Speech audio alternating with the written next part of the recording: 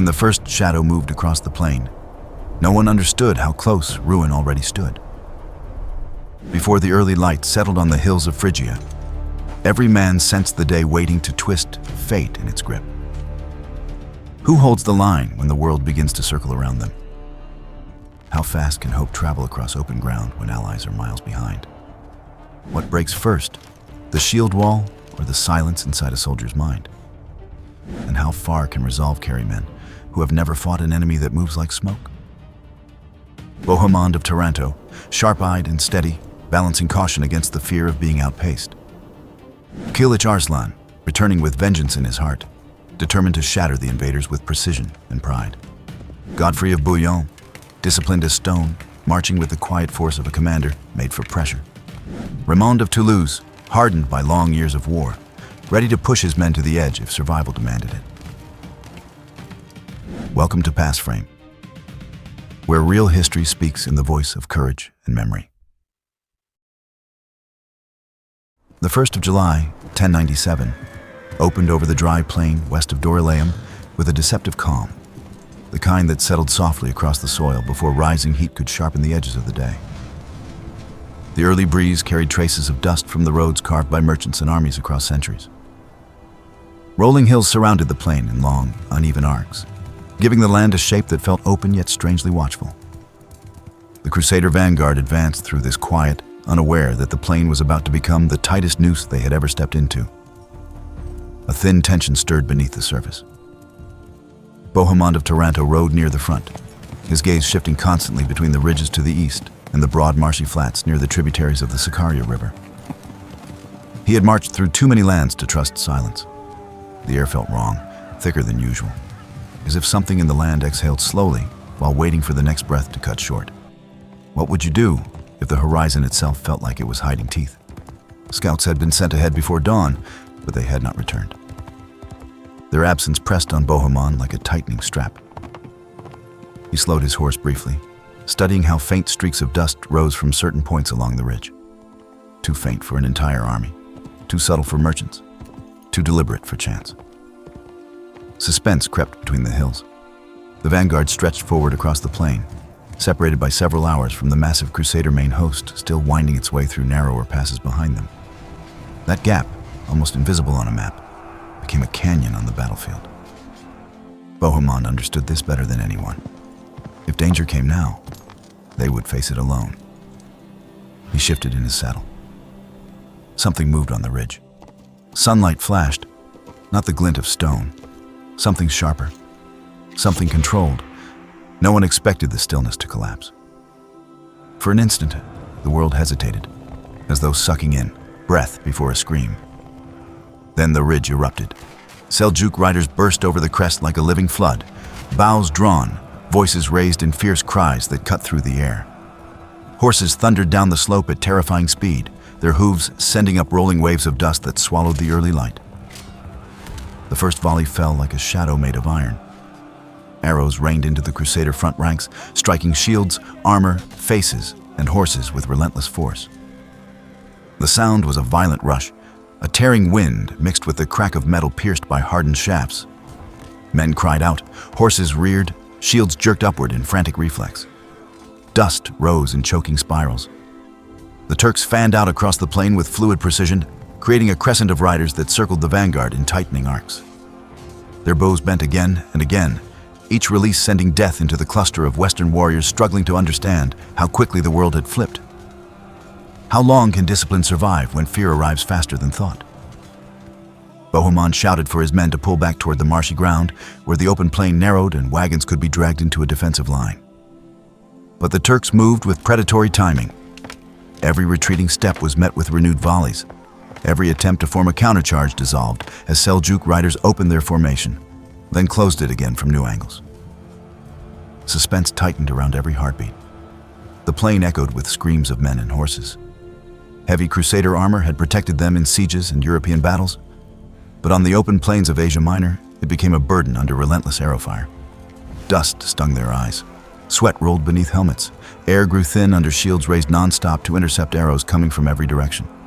Kilij Arslan watched from an elevated slope, his eyes cold and measured. This was his land. These were his warriors.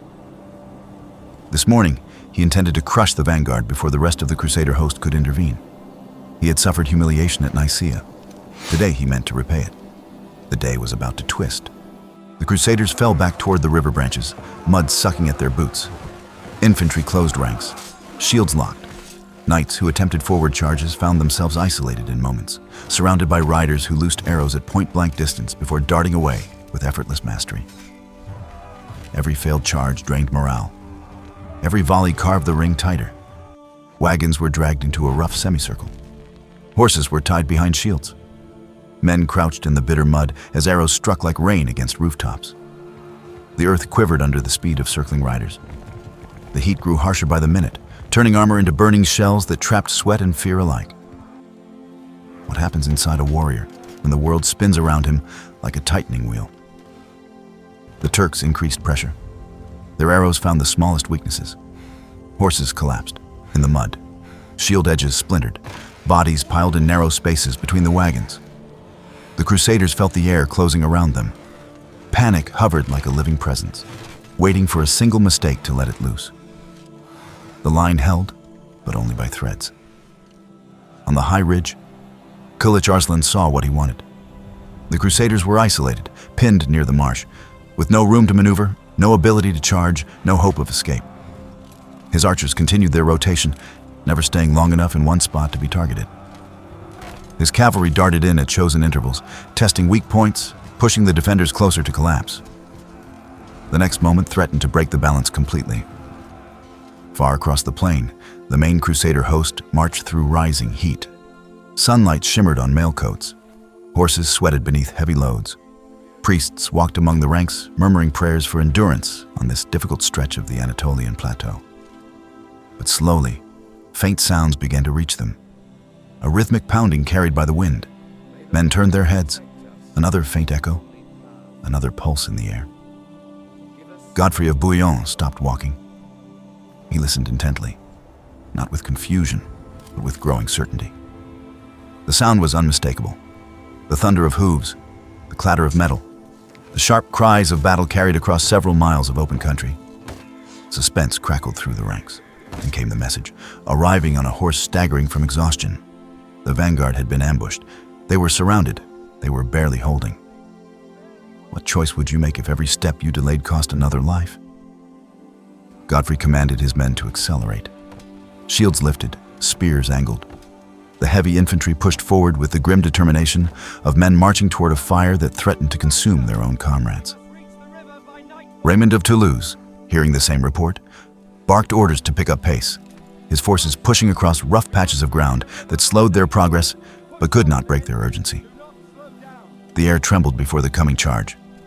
Back near the river, the vanguard fought on the edge of collapse. Arrows fell nonstop. Shields shook, mud thickened around their legs. Men gasped under the heat trapped inside chainmail. Every passing minute brought more casualties. A few knights tried again to break the circle, but the Turks drew back just enough to avoid impact, then closed in again from the sides, firing into horses and unprotected flanks. Dust burned their eyes and throats. The psychological pressure became suffocating. Some men prayed aloud, others whispered to themselves. A few stared blankly at the ring of riders, eyes wide with shock. Bohemond moved through the cramped formation, touching shoulders, shouting encouragement, refusing to let despair spread. He knew this was not simply a fight. It was a race against time. How long could they hold before the circle crushed shut completely? Kilij Arslan tightened his formation. His warriors prepared for a concentrated strike into the softest point of the Crusader cluster. They circled faster. More arrows filled the sky. The marsh behind the Crusaders turned to thick sludge, trapping fallen bodies and panicked horses. The smell of blood mixed with mud and sweat. Suspense folded around the shrinking camp. Kilij Arslan raised his arm to signal the next attack. Then the world shifted.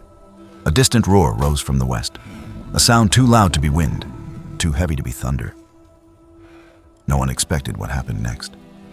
Godfrey's cavalry crested a ridge in full charge, sunlight flashing on their helmets, lances angled like a field of iron teeth, ready to rip into the enemy flank. Raymond's infantry appeared on another slope moments later. Heavy shields gleaming, their pace relentless, as they pushed toward the ring of riders trapping the vanguard. Dust exploded under their hooves. The Seljuk riders hesitated for the first time. Kilij Arslan saw danger forming. The Crusader reinforcements angled downward, picking up terrifying speed, racing across the plain not in scattered lines, but in a concentrated wedge aimed directly at the flank of his circling formation. The next breath carried the weight of reversal. His riders attempted to adjust, but the timing was too tight.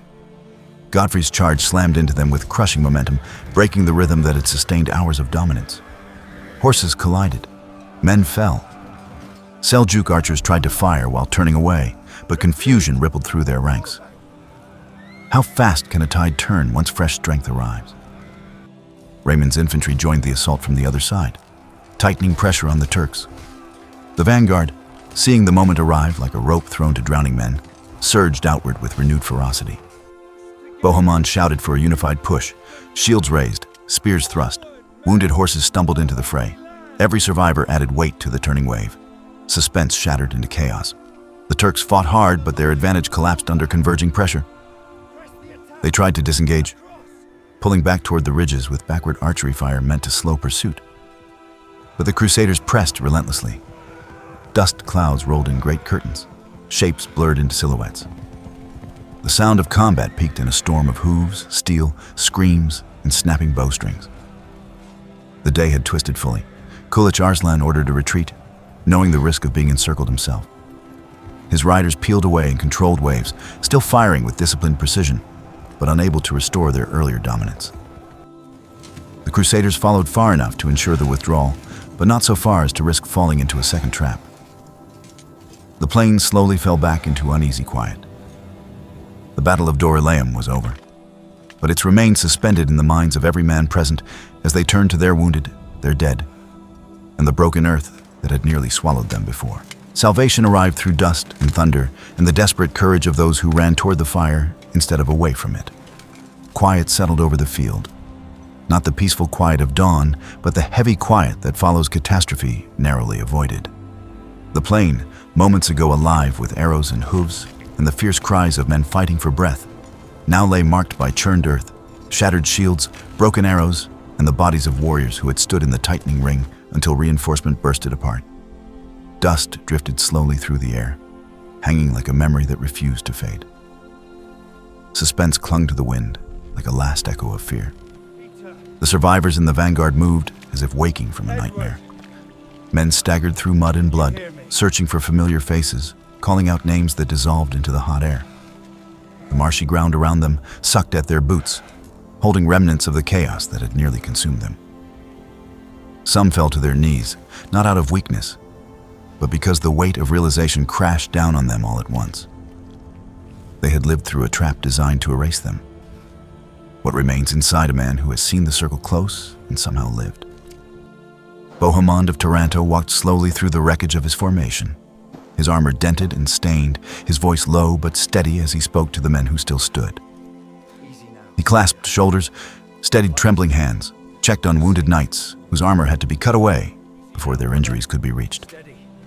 His presence was not loud, but it was anchor-like, grounding men whose thoughts still flickered with images of circling riders and falling arrows. Silence pressed against their minds. Nearby, Godfrey of Bouillon dismounted and surveyed the remnants of the battlefield with the sharp eye of a commander who understood exactly how close the margin had been. He moved among his men and among Bohemond's survivors, offering a few quiet words, but letting the weight of the rescue speak for itself. Raymond of Toulouse directed efforts to gather the wounded, sending waterskins across the field, ordering horses freed from knotted reins, and calling for priests to give comfort where medicine could not. The heat still clung to everything, a heavy, unyielding blanket. Kilij Arslan's forces were already disappearing into distant ridges. They withdrew in orderly waves, leaving no scattered chaos behind them. Their retreat was not panic, but recalibration. Though defeated in the moment, they had not been broken in spirit. They knew this land far better than any Crusader. They had seen the heavy armor and long supply lines of the Western host. They had watched how slowly the Crusaders reacted, how vulnerable the vanguard had been, and how the terrain itself could be shaped into a weapon. What strategy grows in the mind of a leader who watches victory slip away mid-strike? As the afternoon deepened, the Crusaders began to rebuild their camp directly on the ground, where they had nearly been destroyed. Fires were lit, water was distributed, shields were repaired in silence. Men moved with a strange mixture of exhaustion and reverence, as if aware that every motion they made was borrowed from a future they had almost not reached. Horses drank heavily at the riverbank, shaking off blood-flecked foam from their mouths. Suspense pulsed faintly in small waves. The psychological toll settled slower than the dust. Men spoke in low voices about how the sky had darkened with arrows, how the earth had seemed to twist under their feet, how the Turks had moved faster than breath and disappeared before a sword could find them. Some admitted to moments of terror. Others confessed to expecting death. The solidarity of those admissions, shared around fires as night crept over the plain, bonded the survivors in ways no simple march could. How does a man process the memory of staring death in the eyes with no path of escape? The commanders gathered for a council near dusk. The sun bled red along the horizon, staining the plain as though echoing the blood that had soaked the land only hours before. They spoke quietly, voices carrying just enough for one another but drowning beneath the gentle hum of the wind. They reviewed every decision, every step, every vulnerability. They acknowledged openly that the vanguard had been exposed far too deeply, that better coordination was needed, that scouts had to travel farther and return faster. They understood unity had saved them, not invincibility. The sky darkened to a deep violet. Stars shimmered overhead, indifferent to the devastation below. The cool air of night settled across battered armor and exhausted bodies. Some men slept immediately, collapsing onto cloaks, still dusty from battle. Others remained awake, sitting near small fires with their hands clasped, their minds replaying the moment the horizon erupted and the sky spilled arrows. Suspense softened into lingering reflection. The Seljuk threat had not vanished. Though pushed back at Dorylaeum, they still controlled the land beyond the ridges. They still possessed superior mobility. They still understood the terrain far better than the slow, heavy Crusader host. Kilij Arslan had lost the moment, but not the will, and certainly not the capacity to strike again. The Crusaders knew it. The fear of future ambushes hung over them like a quiet specter. What does victory mean when it carries the taste of survival more than triumph? By morning, the camp moved with a different rhythm. Men rose earlier, checking armor with more care. Horses were saddled with more precision. Shields were inspected twice. Scouts were sent ahead before the sun had fully lifted. Every movement felt shaped by the memory of the ambush. No one wanted to relive the tightening ring, the suffocating mud, the relentless hail of arrows. Suspense followed their footsteps. As they resumed the march, the plain of Dorylaeum stretched behind them, like a scar burned into the land. The ground bore deep grooves from charging horses, pools of dried blood where bodies had fallen, and splintered fragments of arrows scattered like brittle leaves. The survivors carried those images with them. They carried the sound of hooves approaching from all directions. They carried the memory of standing in a shrinking circle, while hope seemed too far away.